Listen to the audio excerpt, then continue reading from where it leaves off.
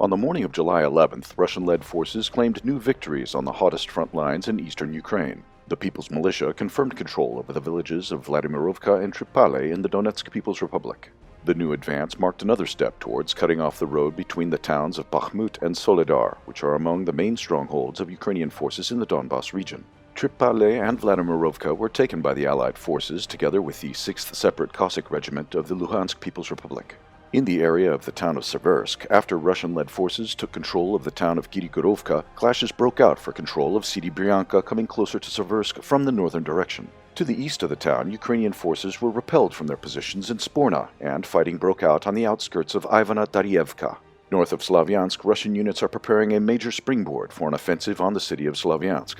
On July 11th, they claimed control over the town of Bogorodichna, located on the right bank of the Seversky Donetsk River north of Slavyansk.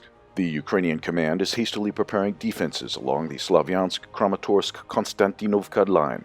In the other regions, the front lines faced no significant changes. Ukrainian forces continue to reinforce their positions to the north of the Kharkiv region, waiting for the possible crossing of the Seversky Donetsk River by the Russian military. Fresh units of the territorial defense were deployed to Udi, Bezruki, and Slatino. Several groups of foreign mercenaries and the nationalist Kraken battalion were transferred to Stary Saltov and Moldovaye.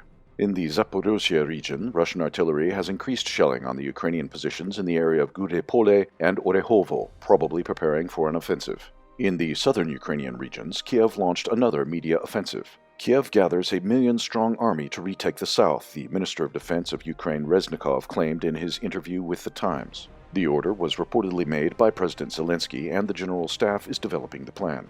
Reznikov noted that the number of the Ukrainian army is about 700,000 people, and in total Kiev can mobilize 1 million soldiers to participate in hostilities. He also added that the armed forces of Ukraine suffer heavy losses on the front lines. Judging by the declared plans, the lives of Ukrainian soldiers are not so important to the Kiev regime. In fact, the warring sides are unlikely to declare their real plans to the media during the war. At the same time, Ukrainian forces are likely to concentrate the remaining reserves to make another attempt to counterattack in the Kherson direction. So far, no major operations have been reported in this region. Ukrainian forces are only shelling the Russian military positions as well as civilians living in the area with artillery.